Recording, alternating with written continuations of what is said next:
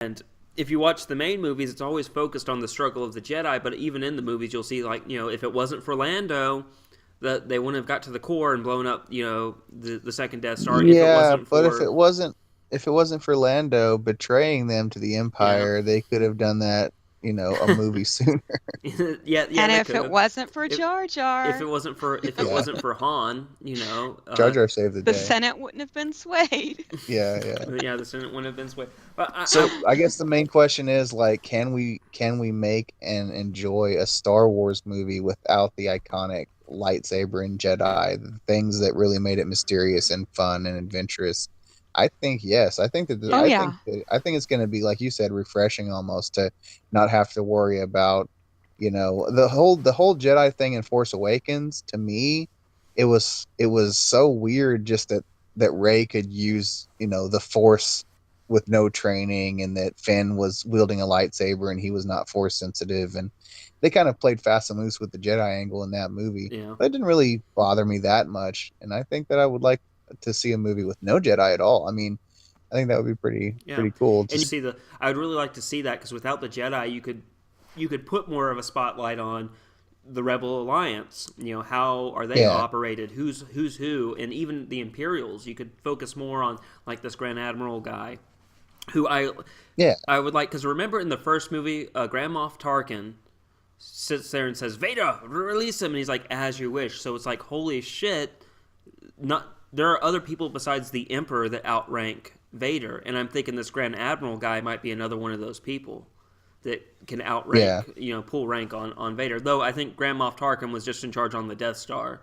So if Now wait, now okay, we brought up Vader a couple times, but he is not in this trailer, no, right? no, no, there's a Is he going to hooded be in dark this movie, or figure is bowing. he just going to be is he going to be a specter in the background, or is he going to be integral to the plot, or I what? I, And I is this movie going to end with the main character handing the data chip to a CGI'd young Leia, and then that's like, oh, this is where episode 4 starts?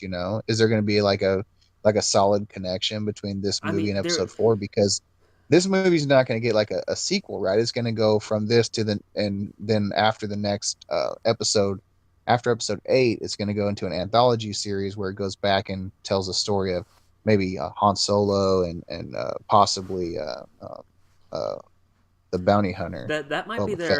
their yeah, I was gonna say their initial plan might just be here's just this Star Wars story, just a little story to connect maybe a little story in between episode 3 and episode 4. You can't deny this is right before episode 4. The Death Star has just Right, been completed. In the trailer they show the Death Star's little dish being right.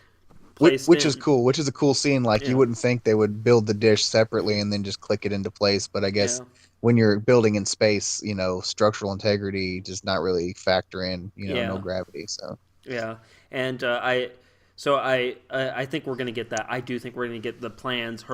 Maybe not handing the plans to say Leia per se. Maybe she hands it to a soldier who then goes inside of Leia's ship, and we see that ship fly off, or something right, like that. So that's why I think Vader's going to play a cameo. He's not going to be. I don't think he's going to be a major character. I just think he's going to be a right. cameo at the end, going, "Where are the plans?" and kill all the people who like failed him, just to show, so you show that Vader is Well, unstable. I mean, if you remember, okay, so episode 4 opens with a Star Destroyer chasing Leia's ship, right? That's the first scene. So, like, wouldn't it be cool to have this movie end with that scene? Like from Exactly. the Yeah. opposite angle, like to see that their ship speed away with the Imperial Star Destroyer giving chase.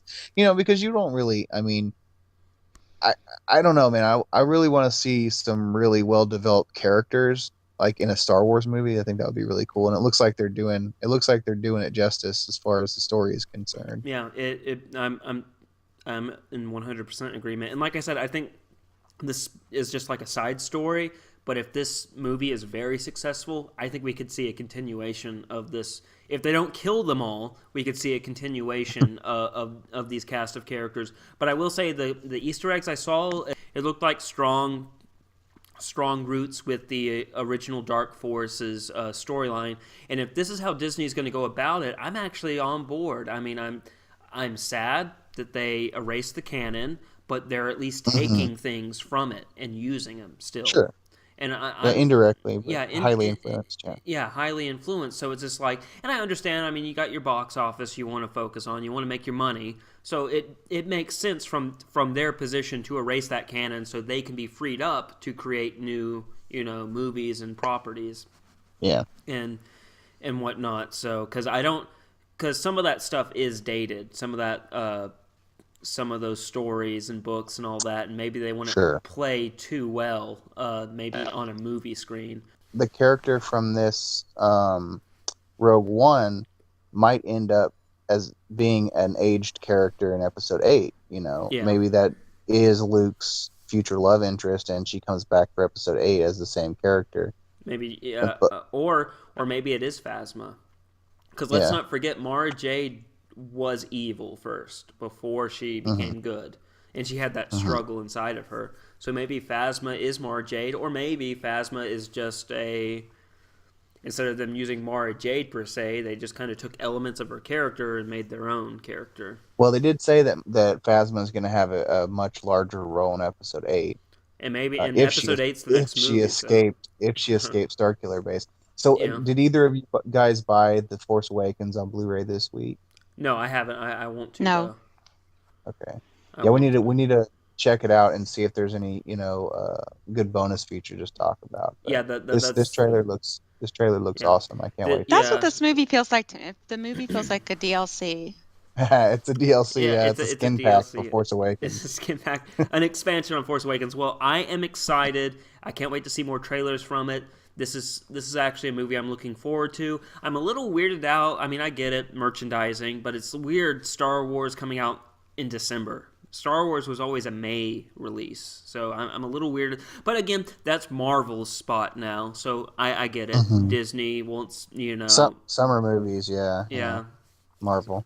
So, and I get it, and you're going to make a whole lot of money off of that sweet Star Wars merch in December. So, I understand, but as an old fan, it's just kind of like May was always the time when Star Wars would hit. But anyway, I'm excited. What about you guys? I'm gonna as soon as we wrap this up, I'm gonna watch the trailer again. Cool. You, Ginger? Yeah, definitely. All right. I always like expanded content. Yeah, I like that they're doing expanded content, expanded universe stuff. With the franchise now, where of course George never did. He just, except for those Ewok movies and the Christmas special. Oh, the Christmas special. It only gets worse. Please, more of that. But it looks I say to everybody, go pick up that Blu-ray of The Force Awakens because they really need the help. They didn't really make that much money when the movie came out. So. Yeah. They're having a struggle, I'm sure. They really are. They're having a hard time of it. They're having a hard time. They're having a hard time. We got to support these movies. Yeah, having a hard time making that $2 billion off of the movie. They only made $1 billion, right? So, oh God, they're never gonna get to make any more. Poor guys, only $1 billion. Hey guys, thanks for watching. If you really enjoyed this video, please hit that thumbs up button. And if you want to keep up with everything we're doing, hit the subscription button on the video. And if you want to see more 2-Bit podcast videos, hit the video on the right. Or if you want to see some 2-Bit reviews, hit that video on the left. Anyway guys, thanks for watching, and I hope you have a wonderful day.